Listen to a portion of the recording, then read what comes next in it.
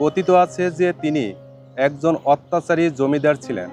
তার বাড়ির সামনে দিয়ে জুতা কিংবা ছাতা মাথায় দিয়ে কেউ যেতে পারত না। এমনকি বিদ্যালয় নিম্ন বর্ণের হিন্দু ছেলে মেয়েদের স্কুলে ভর্তি হতে দিতেন না।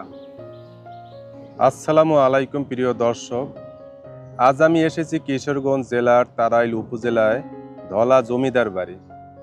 ভিডিওটি টেনে টেনে না দেখে সম্পূর্ণ দেখার জন্য অনুরোধ করছি, কারণ এই ভিডিওতে একজন অত্যাচারী জমিদার ও ভারতের অভিনেতা তাপস পালের ইতিহাস জড়িয়ে আছে। আপনারা যারা এই ঐতিহাসিক ধলা জমিদার বাড়ি দেখতে চান, তারা ঢাকা থেকে বাসে কিশোরগঞ্জ জেলায় এসে সেখান থেকে সিএনজি বা অটোরিকশায় করে তাড়াইল উপজেলার ধলা ইউনিয়ন পরিষদ বাজারে নেমে স্থানীয়দের কাছে জিজ্ঞেস করলে ধলা জমিদার বাড়িটি দেখিয়ে দিবে। প্রিয় দর্শক, এটি হচ্ছে ধলা জমিদার বাড়ির প্রধান তোরণ। আর উপরে কিন্তু রয়েছে দুটি সিংহ। এখন কিন্তু স্পষ্ট দেখা যায় এই তোরণের উপরেই কিন্তু দুটি সিংহ রয়েছে। তবে এই তোরণ কিন্তু একেবারে শ্যাওলা পড়ে কালো হয়ে গেছে। আর দেখুন, এখানে কিন্তু অনেক কারুকাজ রয়েছে, তাও কিন্তু কিছু কিছু কারুকাজ খসে পড়ে গেছে। পলেস্তারা কিন্তু অনেক অংশেই পলেস্তারা নেই, ক্ষয়ে পড়ে গেছে। তবে এই তোরণের ওই পাশেই কিন্তু রয়েছে অন্দরমহল, যেখানে জমিদার পরিবারের গিন্নিরা বসবাস করতেন। দেখুন যে কত শত বছর পেরিয়েও কিন্তু এখনো এই প্রধান তোরণ এখনো টিকে রয়েছে।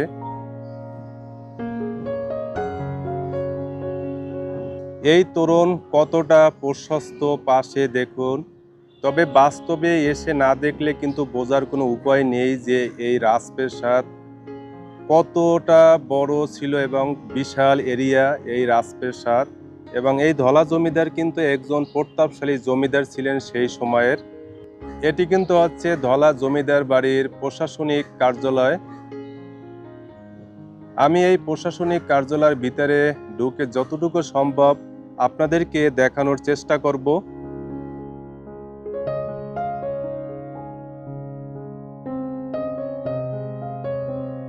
তবে এই প্রশাসনিক ভবন একেবারেই কিন্তু জরাজীর্ণ, যে কোনো সময় ধসে পড়ে যেতে পারে। চারপাশের যে দেয়ালগুলো বা উপরের যে ছাদ রয়েছে,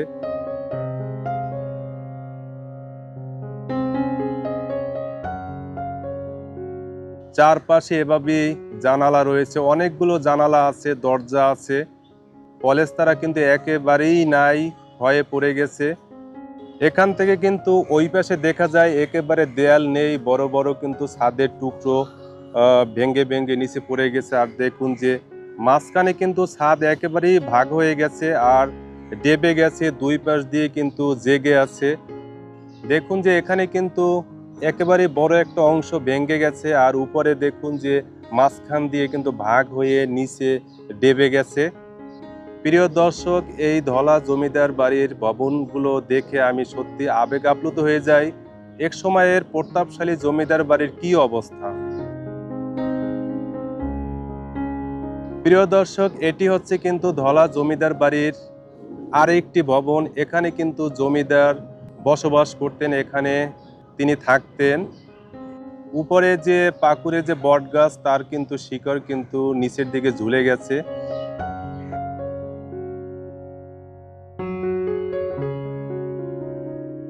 দেখুন এখানেও কিন্তু অনেক কারুকাজ আছে, দরজার উপরে লতা পাতা।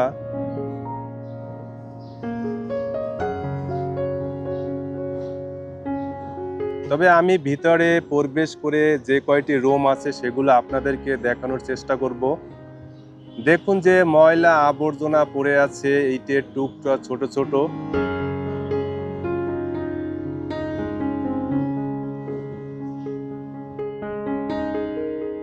প্রিয় দর্শক, ধলা জমিদার বাড়ির সম্পর্কে আমাদের জানতে হলে ফিরে যেতে হবে 1333 বঙ্গাব্দে। জমিদার গিরিশচন্দ্র পাল চৌধুরী এই জমিদার বাড়ি নির্মাণ করেন এবং উদ্বোধনের সময় 40 মণ মিষ্টি বিতরণ করেছিলেন। গিরিশচন্দ্র পাল চৌধুরী প্রথম জীবনে একজন সুদখোর মহাজন ছিলেন এবং তিনি বাজারে কেরোসিনের ডিলার ছিলেন। পরে 1331 বঙ্গাব্দে মদনের কাঠল বাড়ি জমিদারের কাছ থেকে 4 আনা জমিদারি গোড়াপত্তন করেন। এলাকাবাসী সূত্রে জানা যায় গিরিশচন্দ্র পাল একজন বর্ণবাদী জমিদার ছিলেন। কথিত আছে যে তিনি একজন অত্যাচারী জমিদার ছিলেন। তার বাড়ির সামনে দিয়ে জুতা কিংবা ছাতা মাথায় দিয়ে কেউ যেতে পারত না। এমনকি বিদ্যালয় নিম্ন বর্ণের হিন্দু ছেলে মেয়েদের স্কুলে ভর্তি হতে দিতেন না। 1947 সালে দেশভাগের পর তিনি ভারতে চলে যান এবং তার বংশধরগণ সেখানেই প্রতিষ্ঠিত হয়।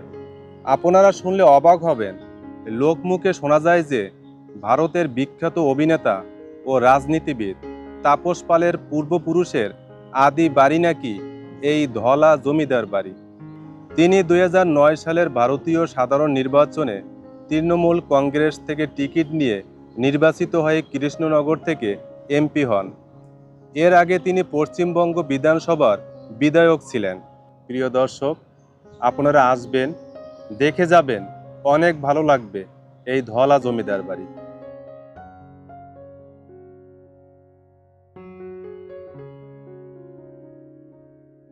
আমি আপনাদেরকে এই ভবনের বাহির পাশে গিয়ে আপনাদেরকে দেখানোর চেষ্টা করব যে বাহির থেকে দেখতে কেমন। দেখুন যে সামনে যেভাবে আপনাদেরকে দেখিয়েছি ঠিক বাড়ির পিছনেও কিন্তু একই রকমেরই দেখতে। হয়তো সে সময়ের কারুকাজগুলো কিন্তু এখন নেই, সেগুলো ক্ষয়ে পড়ে গেছে, আর দেয়াল একেবারেই কালো হয়ে গেছে শ্যাওলা পড়ে।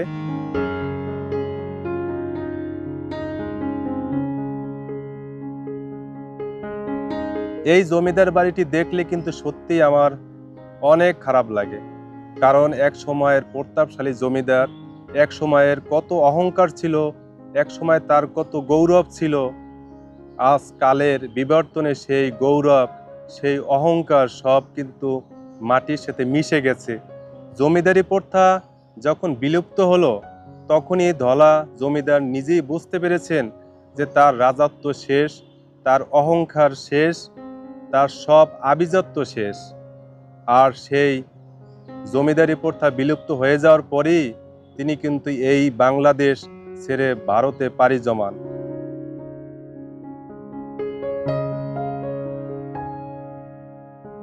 এটিও কিন্তু আর একটি প্রাসাদ, তবে কোন প্রাসাদে কি হতো বা কি জন্য তিনি ব্যবহার করতেন সেগুলো আমার জানা নেই। তবে এটি দেখে মনে হয় যে এই প্রাসাদে হয়তো কোনো তহসিলদার ছিল, এখানে কাগজপত্র ছিল, এখানে বিভিন্ন গুরুত্বপূর্ণ ডকুমেন্ট ছিল। আর দেখুন যে এখানে কিন্তু বনজ গাছ, পাকুড়ে বট গাছ কিভাবে আঁকড়ে ধরেছে এই রাজপ্রাসাদের দেয়াল। আর দেখুন নিচে কিন্তু কারুকাজ রয়েছে, তাও কিন্তু ক্ষয়ে পড়ে গেছে কালের বিবর্তনে। আমি আপনাদেরকে এই ভবনের ভিতরে ঘুরে ঘুরে দেখানোর চেষ্টা করব যে যে কয়টি রুম রয়েছে। তবে দেখুন এখানেও কিন্তু পলেস্তারা ক্ষয়ে পড়ে গেছে আর কারুকাজ দেখা যায়।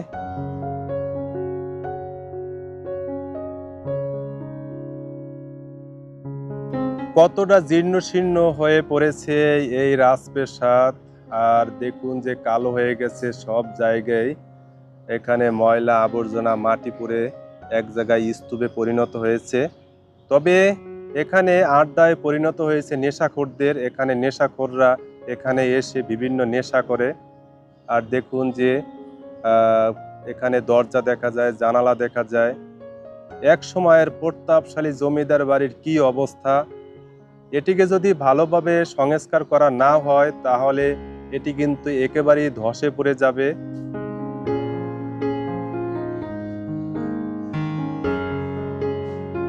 তবে এই ধলা জমিদার বাড়িটি প্রত্নতত্ত্ব অধিদপ্তরের তালিকায় আছে কিনা সেটাও আমার জানা নেই।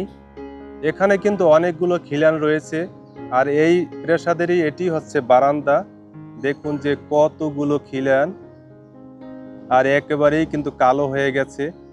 আর দেখুন দরজার উপরে এখনো কি সুন্দর কারুকাজ, দেখে খুবই ভালো লাগে এবং দর্শনার্থীরা এসে এই রাজপ্রাসাদ দেখে তারা মুগ্ধ হয়। আর সিঁড়ি বেয়ে বেয়ে আপনাদেরকে উপরে উঠে দেখাবো ছাদের উপরে যে ছাদে কি আছে।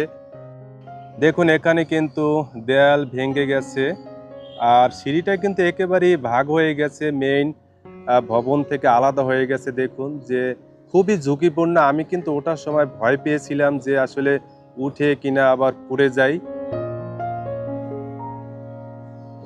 এই ছাদের চারপাশে দেয়াল আছে, তাও কিন্তু কালো হয়ে গেছে। তবে এই দেয়ালে কিন্তু অনেক কারুকাজ ছিল, তাও কিন্তু নেই। কালের বিবর্তনে সব হারিয়ে গিয়েছে। এখানে দেয়াল ছিল, সেই দেয়াল কিন্তু ভেঙে পড়ে গেছে। আর দেখুন ফেটে গেছে। কত কারুকাজ ছিল সেই সময়, আজকে কিন্তু শুধু সেই কারুকাজ আর সেই জমিদার বাড়ির, সেই ধলা জমিদারের অনেক স্মৃতি এই রাজপ্রাসাদের সাথে জড়িয়ে আছে। প্রিয় দর্শক, এই ধলা জমিদার বাড়ির এটিই হচ্ছে পাকা শান বাঁধানো ঘাটলা। এই পুকুর কিন্তু সেই সময় কিন্তু গভীর ছিল, আর সেই পুকুর একেবারেই কিন্তু ভরে গেছে।